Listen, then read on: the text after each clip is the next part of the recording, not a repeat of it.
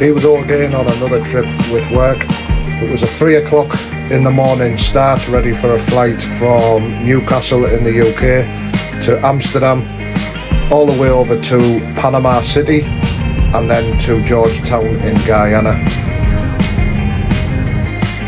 I arrived at Newcastle Airport bright and early. I was straight through check-in, straight through fast track as I have a KLM gold card, and within a few minutes of dropping my bag I was sat down in the Aspire lounge for some breakfast while I waited for the flight.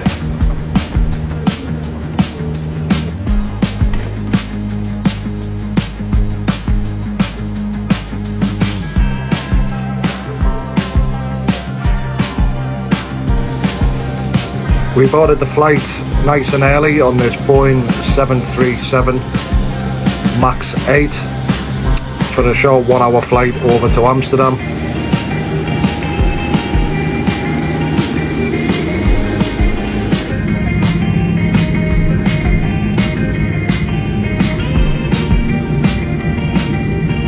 We land up on runway 25 at Newcastle and we're in the air shortly after. It was pitch black, as you can see, and after a quick snooze we were soon on approach into Amsterdam Schiphol for a early touchdown, and within a few minutes of getting off the plane I was in the KLM lounge for some more breakfast and a few beers before the next 11-hour flight across to Panama City on a Boeing 787 Dreamliner, which is the first time I've been on that aircraft. Normally I fly business class, but this time it was economy all the way because I'm working for a different company, but it wasn't too bad. The two people sat next to me, one was Chinese, one was Spanish. None of them could speak English, so I watched a couple of films, including Invictus, which I love, and played battleships with another passenger on board, which was quite fun. Never done that before. I slept for a long part of the flight, and before I knew it we were touching down in Panama City and my body clock was all over the place. I've never been this part of the world before. So we disembarked in Panama, that was our aircraft, and I had about a 4-hour wait in Panama City Airport before boarding the next flight with Copa Airlines to Georgetown in Guyana on a Boeing 737-800. I didn't get much footage on this one apart because I was sat in the middle row with two people either side of me. One guy kept on climbing over the top of me, putting his feet on my knees, which was really annoying. But anyway, we took off on time, and then I fell asleep and slept almost the whole flight, and I was woken up by the huge thud of a terrible landing in Georgetown. I was straight to a hotel for one night. My body clock was all over the place, and the next morning it was another really early start, 3 o'clock in the morning, to the ExxonMobil helicopter terminal, where I checked in using the self-service check-in machines. First time I've seen them going offshore. It was a really simple process. I was then through to the briefing room to watch the helicopter safety brief with the other passengers before boarding this Sikorsky S-92 helicopter for a 45-minute flight offshore to this offshore facility called the FPSO, which stands for Floating Production Storage and Offloading. Once I got on board, I went straight to my room. This is my room, pretty basic, all you need. There is another guy sharing the room with me, but he's on night shift, so I basically had the room to myself.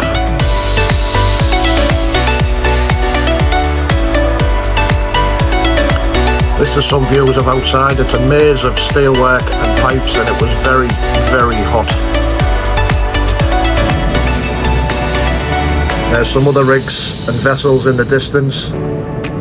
Real lot of activity out here at the moment. And this is the offloading tanker where oil offloads from the FPSO to the tanker, which then goes to market. While I was on board, it happened to be Halloween, so the food put out that night was quite good. Lots of scary food, but every other day the food was really nice as well. So it wasn't the type of trip away to lose some weight.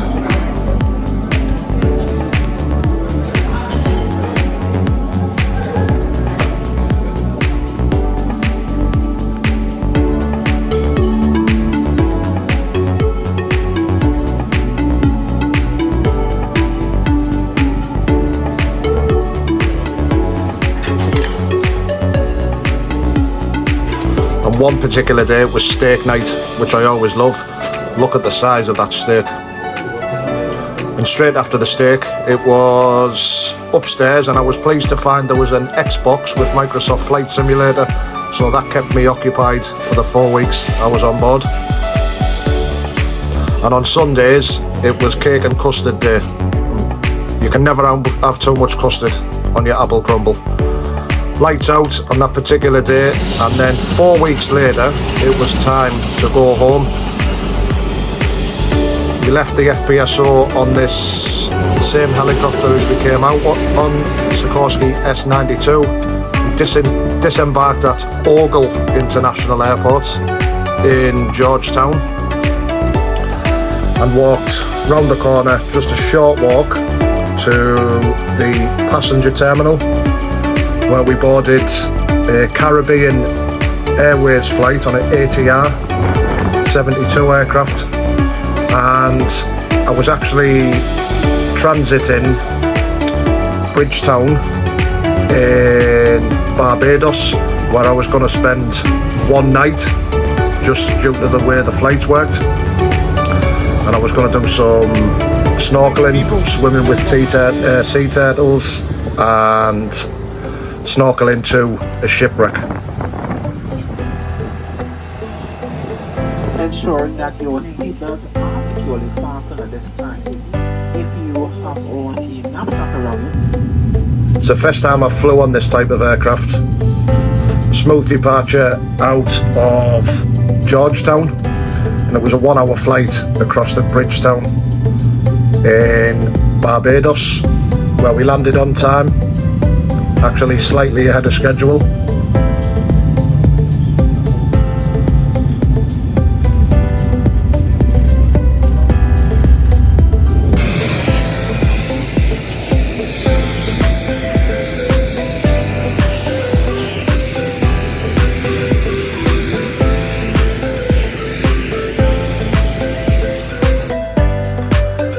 After I arrived at the bed and breakfast, I went for a walk through Bridgetown, took in the sights of some of the local beautiful beaches, absolutely beautiful, and I generally just walked around, just taking in the sights, had a couple of beers here and there, something to eat, but I was absolutely shattered from the travelling, so I called it an early night and went back to the bed and breakfast.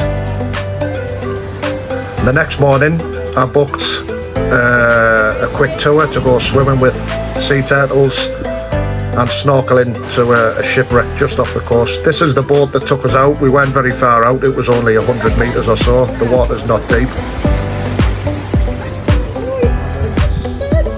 And that's one of the sea turtles swimming around the boat.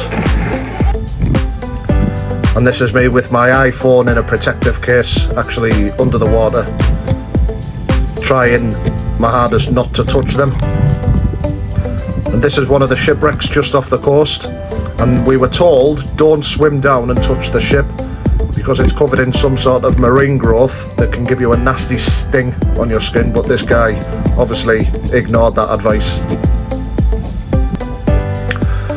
So after that I went back to the bed and breakfast, quick shower, change, packed my bags, and this is the taxi driver taking me back to Grantley Adams International Airport, who was also openly smoking a joint as he was driving the taxi, which was a little strange.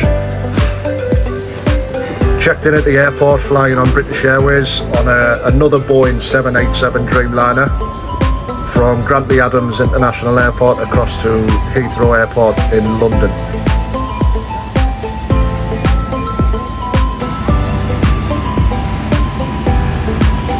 Again, I was in economy on this flight, but it's not too bad because it was a night flight and I was going to sleep most of the way.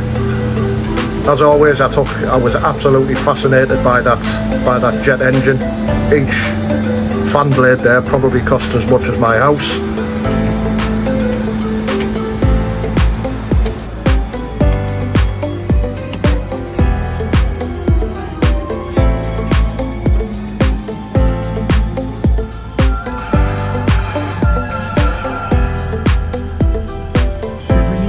So we taxied out to the runway and we passed the hangar where one of the retired British Airways Concords is, and if you look through the door window you can just see two of the Olympus engines. I didn't actually know this was here. If I'd have known, I would have booked the tour to go and see it, because I've never been up close to a Concorde. We departed from Bridgetown out over the Atlantic, and the views were absolutely spectacular.